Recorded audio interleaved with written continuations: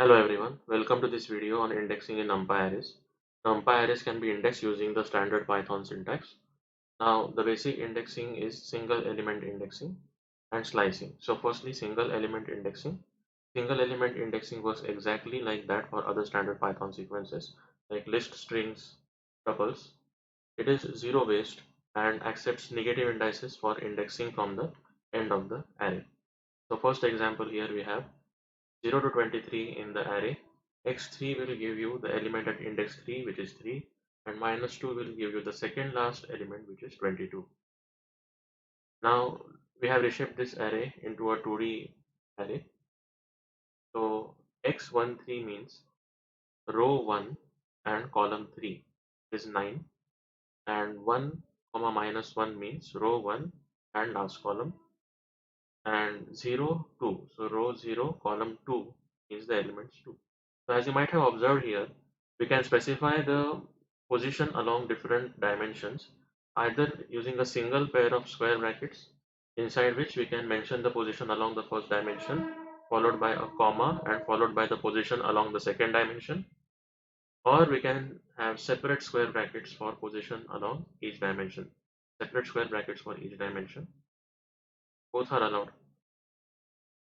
Now, if one indexes a multidimensional array with fewer indices than the dimensions, then one gets a subdimensional array. So if I index a 2D array X using a single index, that is 0 or 1, I get a subdimensional, that is 1D array. So I get 0th row and first row of the matrix. 0th row and first row. Now let's go to slicing. In case of slicing, we can specify the starting position, ending position, which is exclusive, and the step value. So here we'll begin at index 1, we'll go up to index 6, and the step will be 2. So we will get the elements at index 1, index 3, and index 5 because of the step. Okay, so we get the element at index 1, index 3, and index 5. Now next is we can also slice in this way. We can create a slice object. So slice minus 3 comma 15 is just like saying minus 3 colon 15 in this way. So instead of writing it in this way, we can create a slice object. Now minus 3 means third last element, which is 113, and 15 is the index of the last element, and it is exclusive. So you go one position before. So 113 and 114. Then we have minus 3 to 3. Minus 3, that is 113, 3, that is 103, and again the ending index is always exclusive, so we'll stop at 104. Step is minus 1, so it goes from 113 down to 104. Now next we have what happens when we omit one of the parts. So previously we have seen, like for example here we did not mention step. So whenever we don't mention the step is considered as 1 by default. Okay, whenever we don't mention the ending point, by default it is considered that it will start at the given index and it will go up to the end of the array. Similarly, in this case, if you don't mention the starting point, it will start from the beginning of the array and it will go to the exclusive end index, that is here up to n minus 1, that is 6. Okay, so 100 to 106. Now we can also create a slice in this way where we'll effectively get the entire array. If you don't mention the starting point and ending point, you get the entire array. This will be useful when we'll see how to select an entire column. Now here, what if we want to do the indexing on a 2D array? So first is select the rows from 1 to 3 exclusive, that is select rows 1 and 2 and column 3.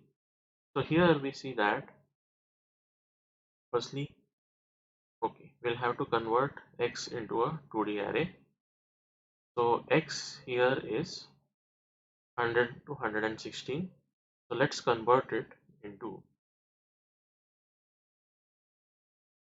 x dot shape equal to 4 comma 4. Okay. So now row 1 and row 2. It is 104, 105, 106, 107 and 108, 109, 110, 111. These are rows 1 and rows 2. Now within these rows we are going for column 3. So column 3 here will be 107 and 111. Okay. So therefore we'll get the result 107 and 111. Next is we select rows 1 and 2 and columns 2 and 3. So rows 1 and 2 is this, and inside this if you go for columns 2 and 3 you will get 106, 107, 110 and 111. Now if following this, like if we just specify a colon, the entire array gets selected as we saw in the slicing here. Okay, we saw here in the slicing. So applying similar concept here, if I write colon comma 0, my entire column 0 will get selected. This means that select all rows from column 0. Similarly, if I write colon comma 1, this means that all my rows from column 1 will get selected. Similarly, okay,